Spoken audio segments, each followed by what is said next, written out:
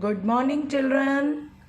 आज हम आपकी हिंदी पाठ्य पुस्तक पाठ 8 मुझसे दोस्ती करोगी को पढ़ेंगे। बच्चों, आपने इस पाठ को पहले भी पढ़ लिया है और मैम ने आपको बताया है ना कि इसमें क्या कहानी है।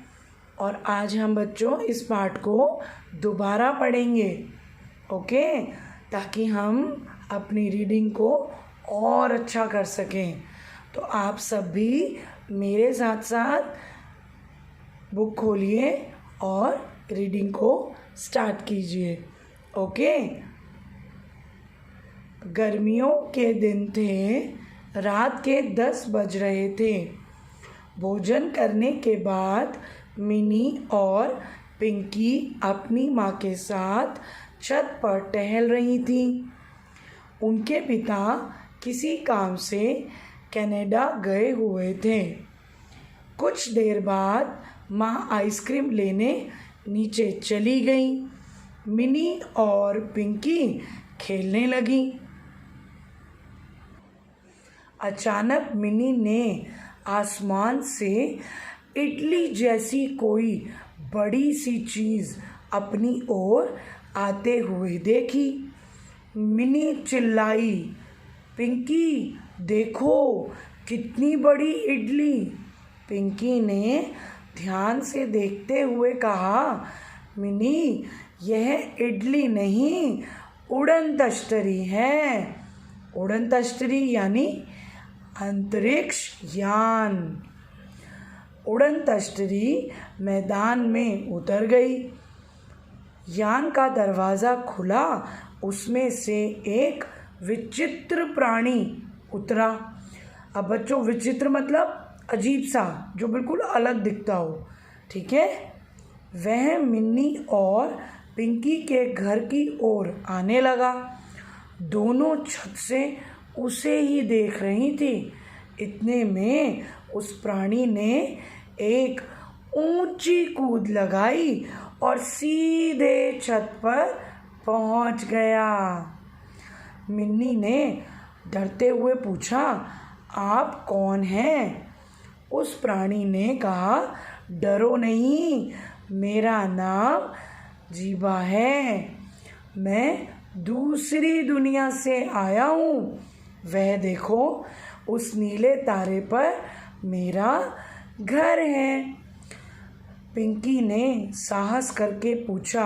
अब साहस करके मतलब हिम्मत करके पूछा, मतलब वो डर रहे थे ना उससे, इसलिए। आप यहाँ क्यों आए हैं? तो जीबा ने कहा, मैं यहाँ तुमसे दोस्ती करने आया हूँ। मैं रोज़ अपने घर से तुम दोनों को देखता था। मेरा भी तुम्हारे साथ खेलने का मन करता था। क्या तुम दोनों मेरे साथ खेलोगी?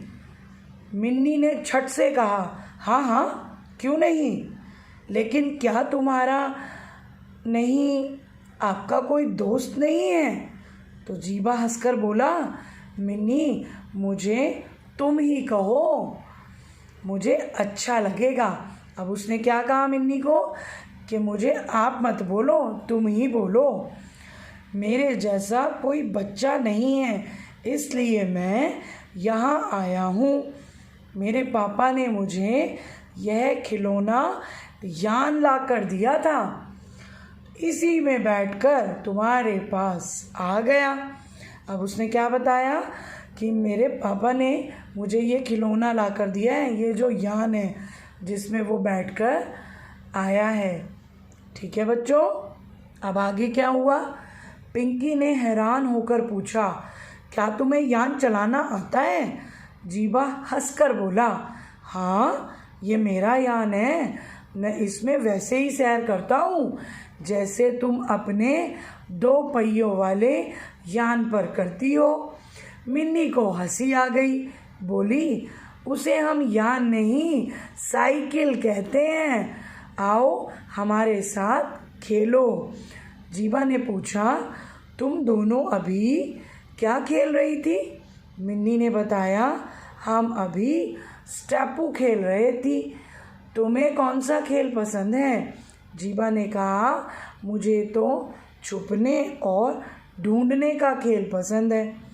पिंकी ने कहा, जीबा उसे हम छुपन छुपाई कहते हैं।